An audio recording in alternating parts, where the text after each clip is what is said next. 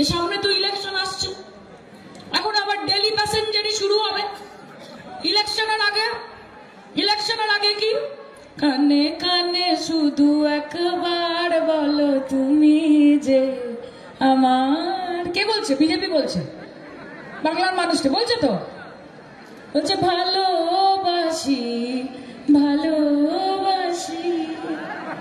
আর ইলেকশনের পরে যখন ঝড় আসছে, যখন বন্যা আসছে, যখন বিপত্তি আসছে, যখন আগুন লাগছে, যখন মহামারী হচ্ছে, যখন দুর্ভিক্ষ হচ্ছে, তখন বিজেপিকে আমরা কি বলছি? বলছি কথা কথা খুঁজেছি তোমায়,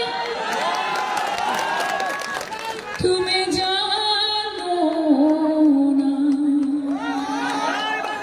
ঠিক তো? এদেরকে ভোট দিয়ে নিজেদের ভোটটা নষ্ট করবো?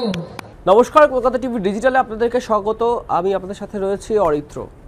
আচ্ছা, ভোট আসছে, আর এই ভোট এলেই আমরা যদি 2024-এর লোকসভা দেখি বা 2021-এর বিধানসভা দেখি, তাহলে দেখেছি আকাশে বড় বড় চপার চক্কর খাচ্ছে, মানে হেলিকপ্টার, আর দিকে দিকে প্রধানমন্ত্রী বা বিজেপির নেতৃত্ব এসে জনসভা, সমাবেশ, র্যালি, প্রচার এসব করে যাচ্ছেন।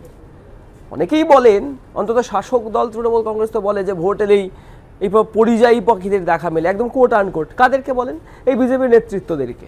তো এবার সায়নী ঘোষ, তৃণমূল কংগ্রেসের যাদবপুর লোকসভা কেন্দ্রের সাংসদ, তিনি বীরভূমে একটি কর্মসূচিতে গিয়েছিলেন, দলীয় কর্মসূচি, এবং সেই কর্মসূচিতে গিয়ে কিভাবে যে বিজেপি নেতাদের একটা তাচ্ছিল্য করলেন তার একটা বড় উদাহরণ। তিনি গান গাইলেন, গানের সুরে সুরে তিনি বিজেপি নেতাদের অবস্থানটা ঠিক কী বা রাজ্যে বিজেপির অবস্থানটা ঠিক কী সেটা স্পষ্ট করে দিলেন। তিনি কখনো বলছেন ওই রবীন্দ্রনাথ ঠাকুরের লেখা ভালোবাসি ভালোবাসি গানের কথা, আবার কখনো বলছেন কানে কানে বলছি তোমায়। এরকম একাধিক গান তিনি গাইছেন। গান গেয়ে তিনি এটা বোঝানোর চেষ্টা করছেন যে রাজ্যে ভোট এলেই বিজেপি নেতারা রাজ্যবাসীর সাথে এই ধরনের আচরণ করে, অর্থাৎ কাছে যাওয়ার চেষ্টা করে। সেটাকে তিনি গানের মাধ্যমে বোঝালেন।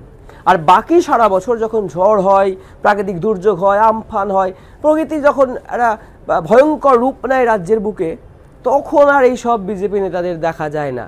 তখন কোন গানটা গাইছেন তিনি? তখন গাইছেন আর.ডি. বর্মনের সুরে গাওয়া সেই বিখ্যাত গান কোথা কোথা খুঁজেছি তোমায়।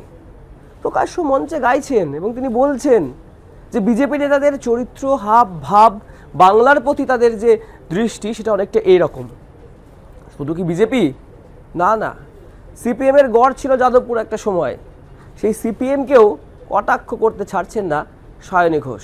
গানের মধ্যে দিয়ে একের পর এক কটাক্ষের বন্যা বয়ে দিচ্ছেন, একদিকে বিজেপিকে, একদিকে সিপিএমকে। সত্যি অনেক অবশ্য বলছেন যে রাজনৈতিক বক্তব্যের ঝাঁজ সায়নী ঘোষের মধ্যে থাকলেও এই গান গেয়ে গিয়ে প্রত্যেকটি রাজনৈতিক দল, বিশেষ করে বিজেপির অবস্থাটা বাংলার প্রতি ঠিক কী বা কীভাবে বাংলাকে তারা দেখেন, সেইটা স্পষ্ট করে দেওয়া একটা অনবদ্য উদাহরণ সায়নী ঘোষের তরফ থেকে বাংলার রাজনীতিতে।